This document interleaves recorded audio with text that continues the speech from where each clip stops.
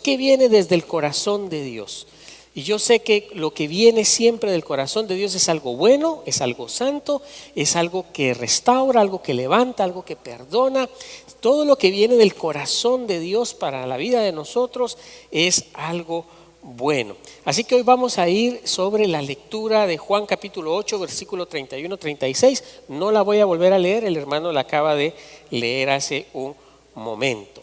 Ahora, es importante, este tema lo escogí hoy muy a propósito, desde el corazón de Dios, porque eso fue precisamente lo que impulsó la reforma.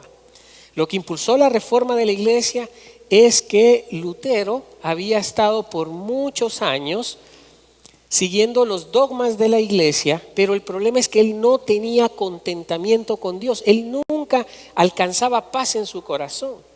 Siempre había algo que le faltaba, porque él, con sus propias obras, él quería agradar a Dios.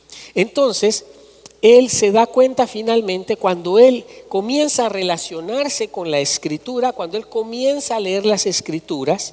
Usted recordará, y si no ahora le cuento, que en la época de Lutero no existían las Biblias como las tenemos hoy. Hoy las tenemos así electrónicas, las tenemos en papel y bueno, ahora hay Biblias por todas partes y hay muchas versiones.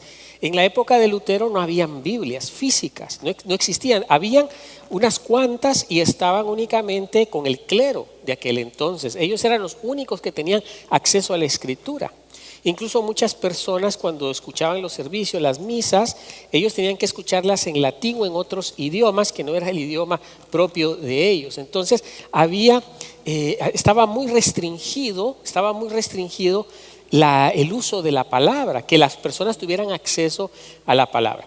Lutero estudia y él cuando está estudiando y se vuelve doctor en las escrituras, él tiene acceso a esas escrituras y él comienza a darse cuenta de que todo lo que él había aprendido anteriormente causaba precisamente que él no sintiera paz, que él siempre se sintiera con un vacío. Siempre él buscaba y no podía, porque él había estado escuchando únicamente lo que a él le decían de la Biblia. Él no había podido realmente meterse a la escritura y estudiarla y aprender de la escritura misma. Entonces, después de que él ha estudiado la escritura, que él se da cuenta de muchas cosas, el 31 de octubre del año 1517, Martín Lutero pone en la iglesia de Wittenberg, en las afueras de la iglesia de Wittenberg, pone él unas 95 declaraciones, o se conocen como las famosas tesis,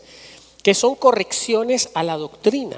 Yo quiero aclarar esto: Martín Lutero nunca quiso separarse de la iglesia, como algunos quieren hacer creer. No. Lutero quería reformar lo que se había deformado dentro de la iglesia. Él era un sacerdote católico romano, ¿sí? Él era un fraile agustino. Entonces, él lo que quería era reformar lo que a través de los años se había distorsionado, ¿sí? Por ejemplo, el matrimonio de los sacerdotes, ¿sí? Los sacerdotes se podían casar hasta el año 1000 y pico y luego por un mandato papal pues ya no se pudieron casar. Y eso trajo después un montón de problemas dentro de las iglesias, ¿verdad? Porque el mismo Dios dice que no es bueno que el hombre esté solo, ¿verdad? Y entonces así, otro problema que tenía Lutero era el problema del purgatorio. ¿Usted ha escuchado alguna vez el tema del purgatorio? Cielo, infierno, y se han inventado, ¿sí?, en el catolicismo romano algo que se llama el purgatorio, o sea, como un lugar intermedio entre el cielo y el infierno, donde la persona pecadora o que moría dudosamente, que uno no sabía si se había muerto bien con Dios o no, entonces un papa inventó este lugar para que el alma de esta persona fuera a purgar allí, ¿verdad?, sus pecados, para un día pasar al cielo. Eso no está tampoco en las escrituras. La Biblia habla de cielo e infierno. Entonces, Lutero tenía problema también con eso, porque a raíz de esa oferta de salvación de uno de los papas, entonces ellos comienzan a cobrar para que el muerto saliera del purgatorio y un día llegara al cielo. Entonces, ¿qué pasaba?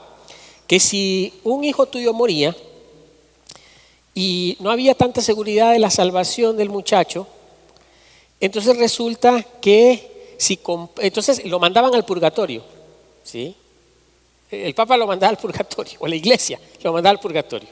Ahora, para sacarlo del purgatorio, para que pudiera ir al cielo, entonces tenían que comprar algo que se conoce como una indulgencia, que era un papelito, un documento así, con el sello papal, con la firma del Papa, donde cuando tú pagabas, entonces el Papa de manera milagrosa sacaba al que estaba en el purgatorio para mandarlo al cielo. Entonces, ¿cuál era el problema con eso? ¿Cuál es el problema con eso? Es de que tú no puedes comprar la salvación con dinero. Para empezar, el purgatorio no existe, no es bíblico, no está ahí, es un invento para hacer dinero, ¿ok? Y luego, con dinero no puedes comprar la salvación. ¿Ves? El pretexto que usaban en la iglesia era que al pagar tú salías. Entonces, si era algo de caridad que venía del Papa, si era algo de caridad, ¿por qué no lo sacaba entonces de manera gratuita? Porque la gente acá en la tierra tenía que pagar para que el que no estaba tan seguro de la salvación se fuera. Entonces Lutero se da cuenta de todo eso. Lutero, al leer las escrituras, se da cuenta que todo eso es un invento, que todo eso es algo formulado, que tiene, por supuesto, un propósito económico. En esa época estaban construyendo la Basílica de San Pedro, ¿sí? Y el Papa no quería usar dinero de la iglesia para construirla. Entonces era más fácil venderle la idea a los feligreses del purgatorio, ¿sí? Y decir que podían sacar a los muertos, sacar a los que estaban ahí purgando sus penas con plata. Ahora, cuando Lutero escucha, lee la palabra de Dios, comienza a conocer lo que hay en el corazón de Dios. Comienza a tener una relación personal con Dios y comienza a encontrarse con ese Dios de misericordia que es el Dios de la Escritura. Con ese Jesús misericordioso que se hizo hombre, que fue al madero, que resucitó por todos nosotros. Comenzó a conocer a ese Dios de amor. Ahora miren, voy a leer acá, porque tal vez usted ha oído de las tesis, de las 95 tesis de Lutero. No las voy a leer todas porque son muchísimas, pero escogí algunas, ¿sí? Para que usted mire cómo Dios tocó el corazón de este hombre para poder escribirlas y poder traer a la iglesia otra vez la pureza del evangelio. Voy a leer algunas. Dice: mera doctrina humana predican aquellos que aseveran que tan pronto suena la moneda en la caja, el alma sale volando. Él dice, esto es pura cosa de humanos. Creer que cuando tú avientas la monedita en la cajita, entonces gracias a la moneda que tú das, entonces tu pariente que se murió ahora sí va a ir al cielo. Entonces esto, dice Lutero, eso es un invento humano, dice Lutero. Esto no está en las escrituras. Otra de las tesis que él escribió dice: hemos de cuidarnos mucho de aquellos que afirman que las indulgencias, les acabo de explicar, las indulgencias son esos documentos que compraban, el Papa son el inestimable don divino, las indulgencias del Papa, son el estimable don divino por el cual el hombre es reconciliado con Dios. Es decir, Lutero dice, es falso que tú y yo, que la humanidad se reconcilie con Dios por un papelito que alguien escribió y luego que tú compraste. Eso es imposible. La reconciliación entre Dios y el hombre no se da con el dinero y no se da a través de un papel firmado, dice Lutero. Otra, cualquier cristiano verdadero, sea que esté vivo o muerto, tiene participación en todos los bienes de Cristo.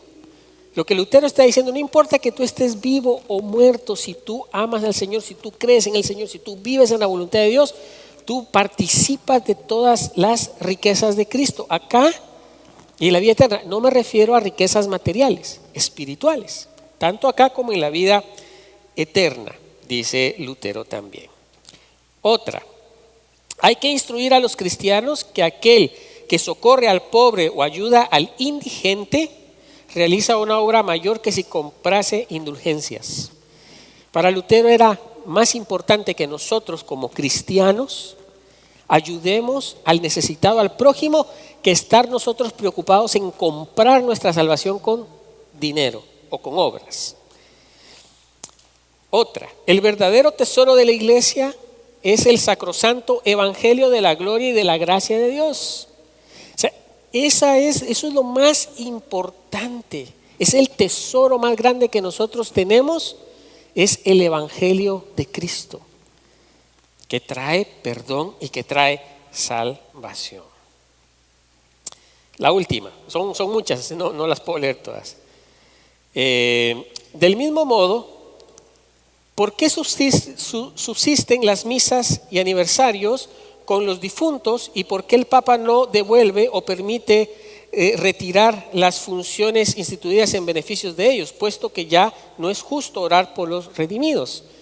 Él decía, en otras palabras, lo que él está diciendo, ¿por qué nosotros vamos a estar haciendo misas y pagando por las misas, por los muertos, cuando el que ya murió en Cristo automáticamente es redimido, es salvado?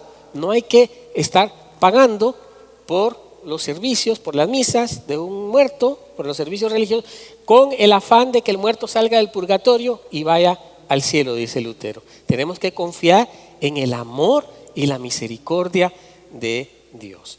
Entonces, ¿por qué les estoy hablando de esto hoy? Porque Lutero fue impactado, la vida de Martín Lutero fue impactada por las escrituras. Porque cuando la escritura viene a tu vida, eso trae luz. Y Lutero ya no podía volver atrás. Por eso es que a Lutero lo echan de la iglesia, porque él dijo un día, bueno, la iglesia quería quemarlo, ¿sí? Mandarlo a la Inquisición y por hereje, ¿sí? Eso era lo que querían. Entonces Lutero, inspirado por el Espíritu Santo, les dice, muy bien, si ustedes me prueban a mí con la escritura de que yo estoy equivocado, yo mismo me entrego. Si ustedes me prueban, papas, concilios, si ustedes me prueban que yo estoy equivocado, dijo Lutero, yo mismo me entrego. No me tienen que capturar, no me tienen que hacer nada, yo me entrego, pero pruébenme con las escrituras. ¿Cuál era el problema ahí? Que no podían, porque no podían probar las falsas doctrinas a Lutero. Lutero estaba probándoles a ellos la verdad con la escritura. Y entonces, ¿qué le quedó a la iglesia romana? Más que excomulgarlo. Pues no podían matarlo. No podían ellos cumplir con el pedido de Lutero. Mátenme si yo estoy hablando mentira fuera de la escritura. Entonces lo que hicieron fue excomulgarlo de la iglesia. Lutero nunca quiso dividir la iglesia. Nunca fue la intención de Lutero, porque la iglesia ha sido siempre una, la iglesia de Cristo. No hay dos, no hay tres, no hay cuatro, no hay cinco, es una sola iglesia. Entonces, excomulgan a Lutero y de ahí viene lo que se conoce hoy en día como la iglesia evangélica o el protestantismo. ¿Han oído ustedes los protestantes? Precisamente le dicen protestantes a los evangélicos por las protestas que Lutero hizo. Ahora, a través de los años, desafortunadamente, algunos comenzaron a tener muchos desacuerdos, muchos desacuerdos, porque cualquier cosa que olía o se asemejaba a la iglesia romana, habían algunos hermanos protestantes evangélicos que tenían una cosa en contra del catolicismo horrible. Y no era que la iglesia católica en todo estuviera mal. Habían puntos muy serios en los que obviamente habían perdido el rumbo, pero no era que todo estuviera mal. Entonces, regreso nuevamente al punto. Lutero fue tocado por Dios por medio de la palabra de Dios, ¿sí? Y eso es algo importante para nosotros el día de hoy. En el evangelio que leímos, que leyó el hermano hace un rato, en el capítulo 8 de Juan, dice que Jesús se dirigió a unos judíos que habían creído en él. Habían unos judíos, han visto a Jesús, han visto los milagros, han escuchado al maestro y han comenzado a creer en él. Pero él les dijo, si se mantienen fieles a mis enseñanzas, serán realmente mis discípulos, les dijo Jesús. Ok, Jesús entonces se está dirigiendo a este grupo de hermanos que ya habían creído en Él. Solo que habían creído en Él un poco de una forma superficial. Usted sabe que se puede creer en Jesús de una forma superficial. Cuando tú no escudriñas la palabra, cuando tú no tienes esa relación con el Señor, de oración, de adoración, entonces la relación es así como medio superficial. Y de esos hay muchos. Y Jesús lo sabe. Pero Jesús amorosamente llama a esos que ya lo siguen, que simpatizan con Él, que están con Él, pero que todavía no han podido interiorizar más esa relación con Jesús, creer completamente en Jesús. Entonces, Jesús les dice a ellos, y conocerán la verdad, dice Jesús, versículo 32, y la verdad los hará libres. Y conocerán la verdad, y la verdad los harán libres. La condición con más valor del ser humano, ¿sabe cuál es? La libertad. No hay nada más precioso para ustedes, para mí, para la humanidad, que ser libres. Ahora, Jesús mismo dijo, y conocerán la verdad, y la verdad los va a hacer libres, que fue lo que le pasó a Lutero. Cuenta la historia que Lutero se tiraba al piso y hasta se golpeaba, porque él quería agradar a Dios, él pensaba que de esa forma, ¿sí? Se hacía pedazos las rodillas caminando de rodillas, no sé si se diga caminando de rodillas o andando de rodillas. Él iba, porque él quería agradar a Dios. Entonces, él estaba encadenado, y muchos de nosotros hoy estamos encadenados también, que no hemos logrado encontrarnos con ese Jesús que perdona, ese Jesús que sana, ese Jesús que cambia una vida, ese Jesús que cambia una vida. Entonces, cuando conocemos la verdad, esa verdad nos hace verdaderamente libres. Usted y yo no podemos ser completamente libres si nosotros no conocemos la verdad. Y la verdad es Jesús, la verdad está en la Escritura. El versículo 33 y 34 dice, nosotros, dicen ellos, en respuesta a Jesús, dice, nosotros somos descendientes de Abraham y nunca hemos sido esclavos de nadie, dice. Sí. Y eso muchas veces sucede a las personas. No, yo soy libre, yo conozco mi religión, pero se sigue atado a un montón de costumbres, a un montón de ritos, a un montón de cosas o a un montón de creencias superficiales que no tienen nada que ver con la Escritura. Y ellos, estos seguidores de Jesús, dicen, no, nosotros nunca hemos sido esclavos de nadie, pero no habían dejado que la verdad de la Escritura, la verdad de Jesús, hubiera tocado sus corazones completamente y transformados. Y continúan diciendo, ¿cómo puedes decir que seremos librados? Ciertamente les aseguro que todo el que peca es esclavo del pecado, respondió Jesús. Mira cómo Jesús lo pone de fácil. ¿Cómo sé yo si estoy caminando en la verdad? Si esa verdad me está haciendo libre, tienes que ver tu propia vida interior. ¿Estás caminando en pecado? Todo lo que haces está relacionado en un punto o se sostiene de repente en pecados aquí, pecaditos allá, pecaditos allá. Si estás caminando así, si sabes, si tu conciencia, si tu corazón te está ahí diciendo algo, seguramente tienes que revisarte cómo estás. Es la única manera que tenemos de saber. Si no estás caminando conforme a la palabra de Dios, si no has dejado que esa palabra que viene del corazón de Dios guíe tu vida, entonces seguramente estás esclavo de tu propio pecado. La religiosidad, fíjate, de aquellos discípulos, ellos eran religiosos, ¿sí? Eran judíos, eran piadosos, pero la religiosidad en ellos, ¿sí? No les permitía ver a la verdadera religión. Mira, dos cosas, la religión no es mala, Mucha gente dice, muchos que dicen, no hablemos de religión, hablemos de relación con Cristo. Estoy de acuerdo, pero religión quiere decir ligamiento con Dios. Eso es religión. Ahora, la religiosidad es aquello que tú muestras a los demás, o que tú te crees muy religioso, que tú crees que todo lo haces muy correcto, pero que tu vida no está acorde a la Escritura. Eso es religiosidad, o incluso fanatismo. Ahora, la religión, el ligamiento con Dios, eso es bueno. Eso es bueno y eso es diferente. Eso depende de una relación personal con el Señor Jesús. El versículo 35 dice: ahora bien, el esclavo no se queda para siempre en la familia, pero el hijo sí se queda en ella para siempre. Mira, qué lindas las palabras, qué promesa más hermosa esta.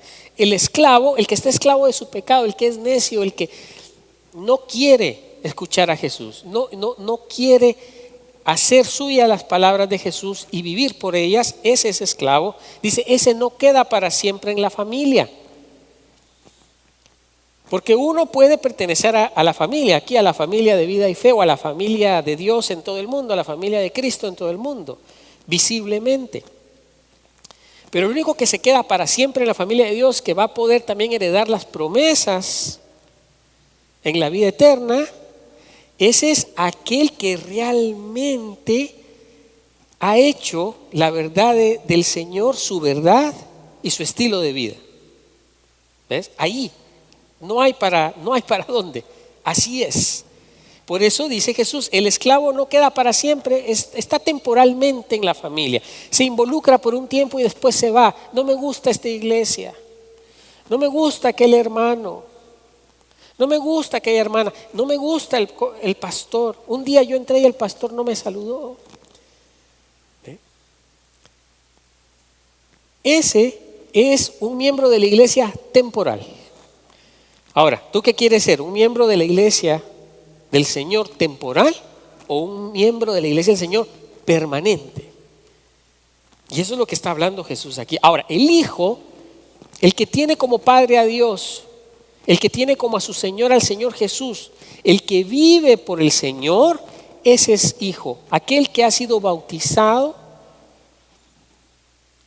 aquel que ha sido transformado por la palabra, ese es hijo. Ese sí se queda. Ese va a estar acá y allá lo vamos a volver a ver en la eternidad.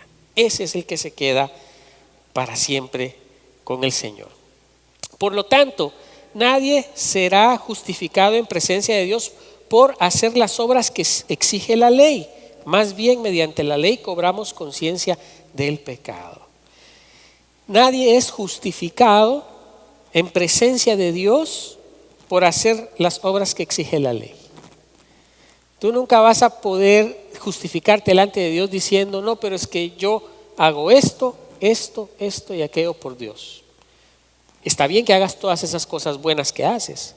Está bien que ayudes al necesitado, está bien que ores, está bien que sirvas, pero eso no te salva. Esas obras que tú haces de bien es simplemente una respuesta de agradecimiento a Dios porque Jesús fue a la cruz por ti, porque Él pagó los pecados por ti. Entonces tú, en respuesta al amor de Dios, tú obras en caridad, tú obras en servicio, tú obras en amor. Sí, pero no es que porque yo hago esto, pastor, yo me voy a ir al cielo. Yo ya me gané al cielo, pastor. Porque yo vengo todos los domingos temprano y limpio la iglesia. Veo que todos los lugares estén nítidos, desinfectados, que no haya todo, que todo esté en su lugar, pastor. Yo ya me gané el cielo. Yo ya me gané el cielo, pastor, porque yo canto aquí en la alabanza, en la música. Ya me gané el cielo. No. Esas son respuestas de agradecimiento. Cada vez que tú sirves, cada vez que tú das al Señor, es en respuesta de agradecimiento, en agradecimiento por lo que Él ha hecho por ti. Y eso es importante que lo tengamos claro todos y cada uno de nosotros. Ahora, entonces, ¿cómo llega esta justicia a nosotros? Ponga atención, esto es lo que yo quiero que hoy se lleve usted. ¿Cómo llega usted a ser justo delante de Dios? Ya hablamos que no es por las obras, ya hablamos que no es por lo que nos dicen, es cuando vamos a las Escrituras, cuando estamos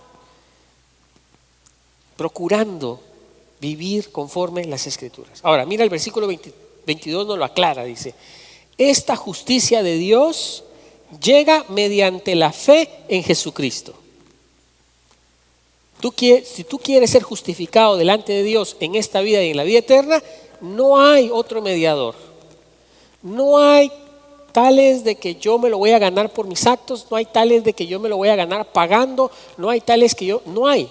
Dice la Escritura, mediante la fe en Jesucristo a todos los que creen. Esta justicia de Dios llega mediante la fe en Jesucristo a todos los que creen. Ahí está el requisito. Así que solamente por la fe en Cristo, hermanos, podemos ser salvos. No hay otra manera. Y esa es la reforma. La reforma es eso, que nosotros tengamos claros que solamente mediante la fe en Jesucristo nosotros podemos ser salvos el día de hoy. Termino con esto, las palabras que leímos en el versículo 32. Este es el único camino, es la única forma. Y conocerán la verdad, y la verdad los hará libres. Por eso, hermanos, siempre luchemos por permanecer en la verdad. Y conocer la verdad no es solamente escucharla. Conocer la verdad es escuchar la verdad y hacerla nuestra, convertirla en mi verdad. Y creer que si Dios dice que tú eres hijo de Dios, esa verdad te va a hacer libre. Cuando tú te ves a ti mismo como hijo, como hija de Dios, esa verdad te cambia la vida. Tú ya no eres más un desconocido en el planeta Tierra. Tú eres un hijo o una hija de Dios. Y esa verdad cambia tu vida. Y cuando tú te ves, te sientes y vives como un hijo de Dios, entonces vives en libertad. No hay otra manera, hermanos, de vivir en libertad si no es viviendo como verdaderos hijos de Dios. Que el Señor bendiga hoy su palabra, te bendiga a ti. Amén y amén.